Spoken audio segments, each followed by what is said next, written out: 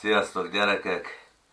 Jó 15 évvel ezelőtt megszereztem az Angyal válaszol című könyvnek az első kiadását, és nagy érdeklődéssel elolvastam, hát mondanom se kell, elég magvas olvasmány volt, nagyon tömény, nagyon sűrű, nehéz volt megemészteni, többször is olvasgattam, elég sok mindent nem értettem, vagy úgy nem ragadt meg bennem.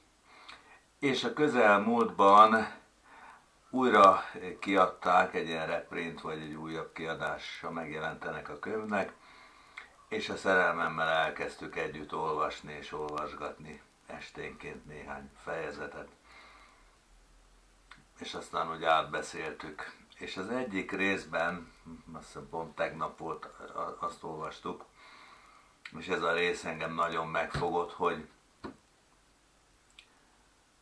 aki álmodik, az azt hiszi, hogy ébren van. És gyerekek, ez is egy olyan kézenfekvő igazság, és az ember nem gondol bele, hogy amikor mi álmodunk, akkor mi mindig azt hiszük, hogy mi most ébren vagyunk, és ott akármit teszünk, repülünk, hát én nagyon sokat szoktam repülni házak fölött, meg nem tudom én, tenger fölött, egyik szigetről a másikra, és akkor az ember fölébred, és annyira furcsa, hogy hát most mi van, én most nem tudok repülni, hát olyan valóságos az embernek a legtöbbször az álma, mintha ébren lenne.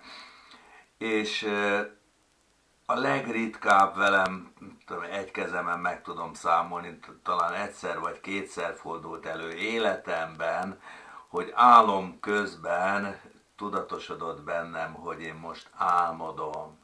Az ember azt hiszi, hogy ébren, és egyszer volt egy olyan kavarc vagy kanyar az álmomban, hogy az álmomon belül elaludtam, és az álmomon belül még egy álmot álmodtam, tehát az már álom volt a négyzeten. És ezzel jobban az ember nem dicsekszik, mert ugye most pontosan arról beszélünk, hogy mi itt álmodunk mindnyájan, gyerekek, alvajáróként botorkálunk itt a földön, és a legnagyobb baj, és a legszörnyűbb dolog, hogy mi azt is hisszük, hogy ébren vagyunk. Ez a legszörnyűbb, hogy álmodunk, és azt hiszük, hogy ébren vagyunk, és hogyha közénk jön egy olyan személyiség, akinek a szavai ébresztő hatásúak, mint Jézus, akkor ugye, akik már nagyon közel vannak az ébredéshez, már csak szunyókálnak, szenderegnek, már félálomban vannak, azok esetleg kinyitják a szemüket és fölébrednek, de a legtöbb ember nagyon ideges lesz, mert figyeljétek meg, minél mélyebben alszik az ember, annál idegesebb lesz, hogyha ébrezgetik. Nagyon bosszantó tud lenni. Nézzétek meg a közeletekben, a családban vagy ismerősök között biztos találtok olyat, aki halálideges tud lenni, amikor ébrezgetik. Párnát vág oda az ébrezgetőhöz, kiabál, szitkozodik, fenyegetőzik, hagyj békén, mert én tovább akarok aludni. És végül is ebből lehet levezetni, hogy mi a mai helyzet, és hogy tulajdonképpen mit tudunk mit tenni, hogyan tudunk, először is ugye az embernek magába kell nézni, hogy én most álmodom, vagy már ébren vagyok. Ugye Buddha volt a fölébredt, Buddhává kell válni, vagy meg kell térni Jézus definíciója szerint. És hogy alszom, álmodom-e, vagy már ébren vagyok.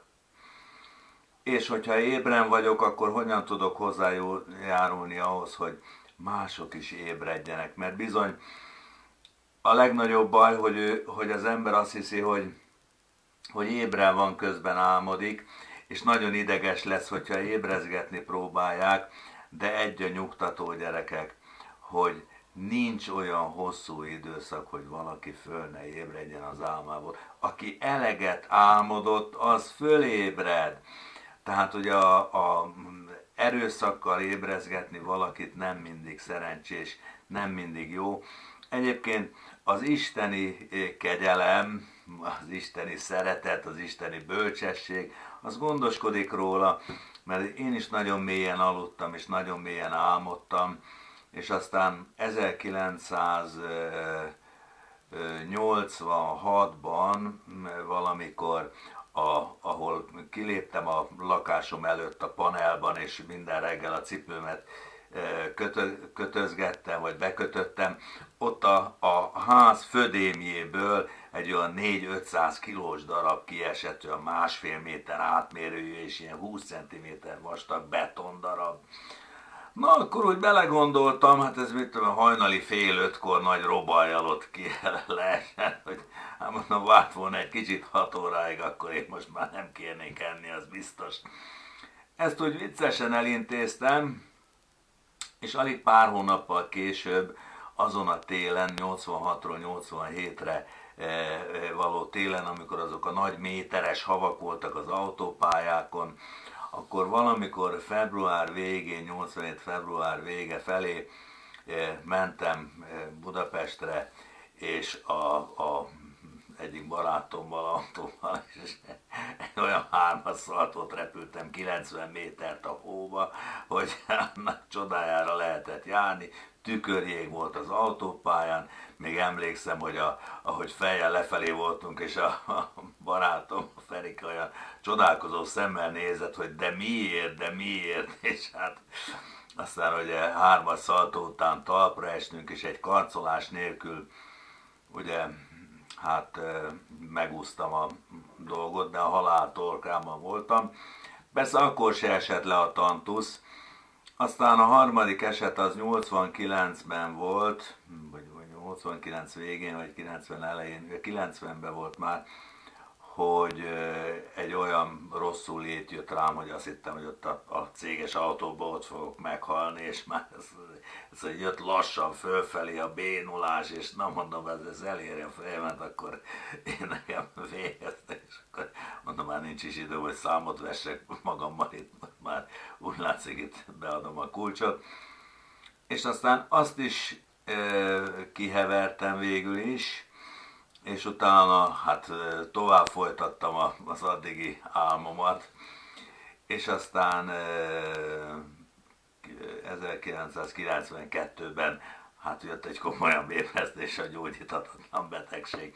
Na ez megtette a hatását, és nem mondom azt, hogy én már fölébredt vagyok, de azért, hogy kezdtem ébredni, mert jó erős kopogások voltak. Ugye az első kopogás volt a födém kiesése, hogy ott el kellett volna gondolkoznom, hogy a földi élettel hogyan állok, és a földi életen túli élettel, az élet előtt és a halál utáni élettel, vagy léttel. Aztán ugye a 3-as szaltó, ott se gondolkoztam el, na aztán volt egy ilyen még közelibb, hogy tényleg úgy éreztem, hogy most aztán végem. Az se, és hát ugye kénytelen voltam szenvedve tanulni, és kénytelen vagyok a betegség mankója segítségével ébrezgetni önmagam. Gyerekek, ébredés, jó reggelt, keljetek föl, ébredjetek föl. Sziasztok, hello!